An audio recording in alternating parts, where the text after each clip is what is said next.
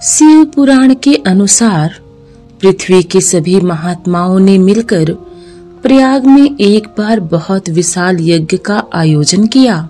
सनकादि सिद्धगण, देवर्षि, प्रजापति, ब्रह्मज्ञाओं आदि सभी को निमंत्रण दिया गया। महर्षि नारद भी उस यज्ञ में गए। संयोगवश सती और पार्षदों के साथ विचरण करते हुए शिव जी भी उधर पहुँचे। उपस्थित सभी महात्माओं ने खड़े होकर उनका अभिनंदन किया। शिव जी की विशेष रूप से अभिवादन हुआ। थोड़ी ही देर बाद प्रजापति दक्ष भी उस यज्ञ में आए। दक्ष प्रजापति के आने पर भी सबने खड़े होकर उनका अभिनंदन किया। केवल महर्षि नारद, विष्णु और शिव जी खड़े नहीं हुए। दक्ष को प्रजापति होने का गर्व था, इसलिए वह क्रुद्ध हो गए। महर्षि नारद तो उनके पिता थे, इसलिए वह उनके नहीं खड़े होने पर कुछ नहीं बोले। श्री विष्णु जगत के पालन करता थे, अतः दक्ष उनसे अपेक्षा नहीं रखते थे। शिव जी के संग उन्होंने अपनी पुत्री का विवाह किया था, इस नाते वह उनके ससुर थे। दामाद ने ससुर की वंदना क्यों नहीं की, इस बात पर वह संयम न रख पाए। विवेकहीन होकर दक्ष ने भगवान रुद्र को लक्ष्य करके ऊंचे स्वर में ऋषिगणों को सुनाते हुए श्राप दिया। भूत पिचासों की संगति में रहने वाला शिव शिष्टाचार विहीन है। मेरे स्वागत में सभी देवता, असुर, ऋषि, सिद्धगण उठे, पर इसने बैठे रहकर अविवेक का परिचय दिया।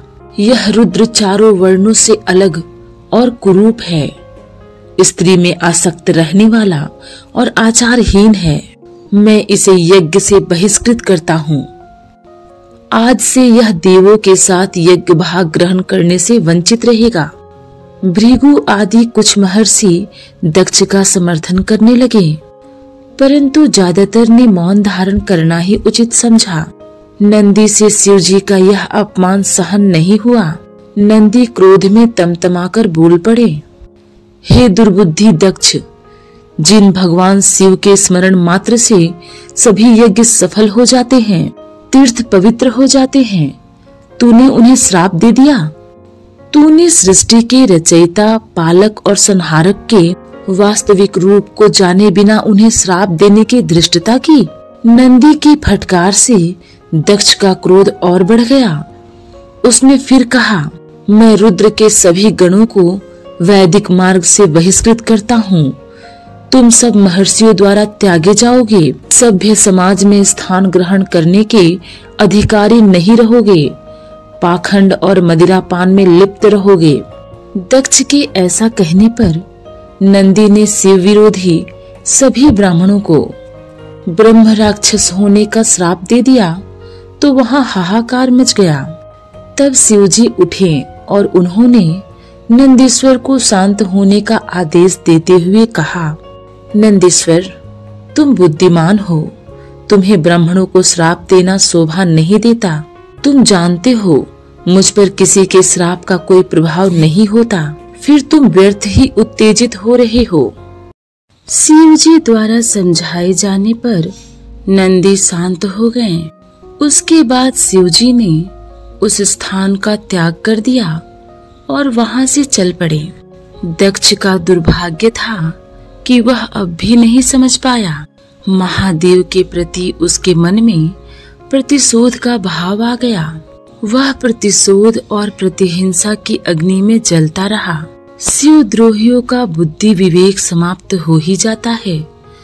सो दक्ष के साथ भी ऐसा ही हुआ। वह नीचता पर उतारू हो गया। उसकी तुच्छता की पराकाष्ठा हो गई और उसने शिव जी के सार्वजनिक अपमान करने की ठान ली। जैसा कि हम सभी यह जानते हैं कि पार्वती जी भगवान शिव की दूसरी धर्मपत्नी थी। हालांकि यह भी सत्य है कि पार्वती जी भगवान महाकाल की पहली धर्मपत्नी सती जी का ही रूप थी और उन्होंने ही अपना अगला जन्म पार्वती के रूप में लिया था। ऐसा कहा जाता है कि सती ने अपने पिता दक्ष प्रजापति के यज्ञ में अपना और अपने पति शिवजी का अपमान होते देख वहीं बीच सभा में अग्नि में अपने शरीर का आत्मदाह कर लिया था। लेकिन यह भी सत्य है कि इस घटना की जिम्मेदार भी स्वयं सती ही थी। बहुत समय पहले जब त्रेता युग में भगवान श्री राम अपने भ्राता लक्ष्मण के साथ अपनी पत्नी सीता जी की खोज में लगे हुए थे, उसी समय कैलाश पर्वत पर माता सती अपने पति महादेव के साथ बैठी हुई थी।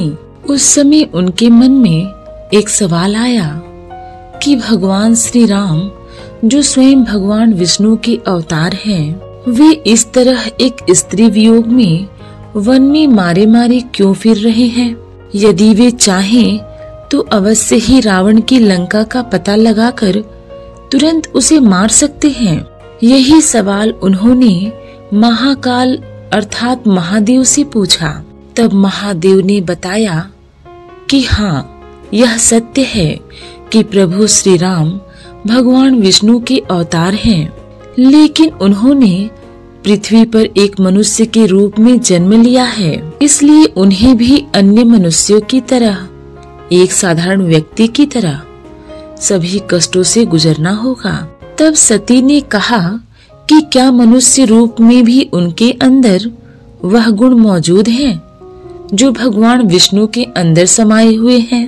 तब महादेव ने उनकी शंका का समाधान करते हुए कहा कि हाँ, एक मनुष्य होते हुए भी श्री राम उन सभी गुणों से परिपूर्ण हैं जो स्वयं श्री हरि के अंदर मौजूद है। माता सती ने इस पर संदेह प्रकट करते हुए कहा कि मुझे तो यह संभव नहीं लगता, क्योंकि यदि उनके अंदर वह कलाएं होती तो वे आज माता सीता की तलाश में वन वन में भटक नहीं रहे होते। तब माता सती ने निश्चय किया कि वे श्री राम की परीक्षा लेंगी और उन्होंने अपने पति भगवान शिव से इसकी आज्ञा मांगी। लेकिन शिव जी ने उन्हें समझाने की कोशिश की, यह उचित नहीं है। श्री राम स्वयं सच्चिदानंद हैं, इसलिए उनकी परीक्षा लेना एक मूर्खता होगी। लेकिन कई बार समझाने के बाद भी जब माता सती नहीं मानी, तब मजबूरन महादेव ने माता सती को श्री राम की परीक्षा लेने की इजाजत दे दी। उसके बाद माता सती ने देवी सीता का रूप धारण किया और उसी रास्ते पर बैठ गईं जहां से थोड़ी ही देर में श्री राम और लक्ष्मण गुजरने वाले थे। जब श्री राम और लक्ष्मण वहां से गुजरे, तब लक्ष्मण जी की नजर देवी सीता का रूप धारण किए माता सती पर पड़ी और लक्ष्मण जी उन्हें ही सीता समझकर प्रसन्न हो गए और उन्हें प्रणाम किया।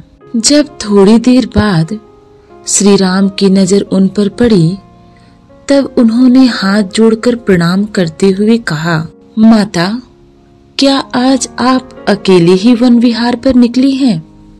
मेरे प्रभु भगवान शिव कहाँ हैं?